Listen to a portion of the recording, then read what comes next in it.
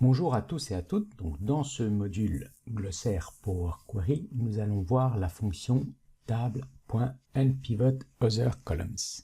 Déjà, il faut comprendre le mot pivot en anglais. Le mot pivot, c'est tableau croisé dynamique. Unpivoter ou dépivoter, c'est partir d'un tableau croisé dynamique et revenir à sa table initiale. Vous voyez, ici, j'ai une table. J'ai créé un tableau croisé dynamique.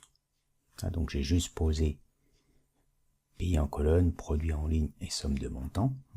Dépivoter, c'est revenir, c'est partir d'un tableau comme ça, où j'ai donc plusieurs fois les pays ici, et là les produits.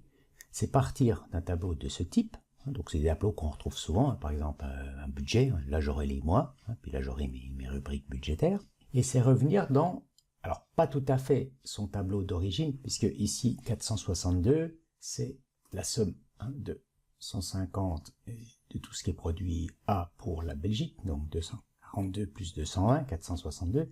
Il ne saura pas, s'il n'a que ça comme source, bien sûr, redispatcher les 462.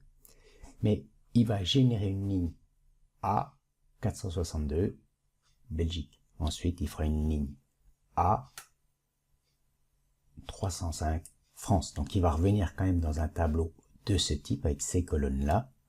Seule différence, bien sûr, on ne peut pas en partant d'un agrégat retrouver le détail, mais on aura une table qui sera de ce type, ce qui veut dire que je peux derrière, en me basant sur une table qui est structurée de ce type, faire des analyses. Alors qu'en me basant sur une table de ce type, je ne peux pas l'utiliser, cette table-là, en source pour faire des analyses. Une table comme ça, on le voit, on en crée un TCD. Donc l'idée, c'est quand vous avez des tableaux qui sont type ce que j'appelle type budget, c'est-à-dire chaque colonne en fait représente le même type d'information, c'est la répartition par pays, il faut se ramener sous une forme de ce type. Et c'est à cette manipulation que nous sert la fonction table.unpivotOtherColumn. Donc on va voir son utilisation maintenant. Donc en fait ce que j'ai fait, j'ai récupéré ce tableau-là dans un Power BI Desktop, donc je bascule sur Power BI Desktop. On retrouve donc ici bien mon tableau, avec mes pays, les montants qu'il y avait dans l'Excel. Donc ce que je veux, c'est faire donc dépivoter. Donc vous allez voir, en fait, les colonnes qui se répètent, c'est ces colonnes. Donc ce que je veux, c'est celle-ci que je veux dépivoter. Je veux en fait, donc c'est pour ça qu'on dit other colonne. Alors other colonne, c'est dépivoter les autres. Donc les autres, donc par rapport à quoi? Par rapport à la colonne produit. Donc je vais sélectionner produit. Et simplement avec un clic droit, vous avez ici dépivoté les autres colonnes. Ça va donc automatiquement générer la fonction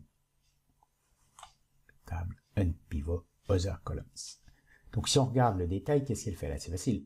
Classiquement ici, vous lui passez votre étape où vous avez stocké l'information qu'il faut dépivoter. Quand il le fait de façon automatique, il prend toujours la dernière étape. Ensuite, ici vous voyez des accolades. Ça veut dire que là, on peut éventuellement lui passer une liste. Là, je n'avais qu'une colonne, mais j'aurais pu avoir le produit, puis par exemple la famille. J'aurais pu avoir deux colonnes. Donc si j'avais eu famille produit, j'aurais sélectionné mes mois, et là, il m'aurait fait ici une double colonne, donc, et là, on aurait eu virgule famille. Attribut, il le génère lui-même. C'est en fait, c'est la liste de toutes les autres colonnes, puisque il faut qu'elles soient au départ, bien évidemment, de même nature, donc c'est celle-ci, qu'il a pris, et donc celle-ci, il les prend et il les met dans la colonne attribut pour qu'elles soient l'une sous l'autre, donc c'est ce paramètre-là, et après, il place la colonne, là, montant, il le place dans la colonne valeur. Donc là, pareil, il génère un nom valeur, et il va y placer tous les montants, donc en fait, tout ce qu'il va trouver ici sous les colonnes.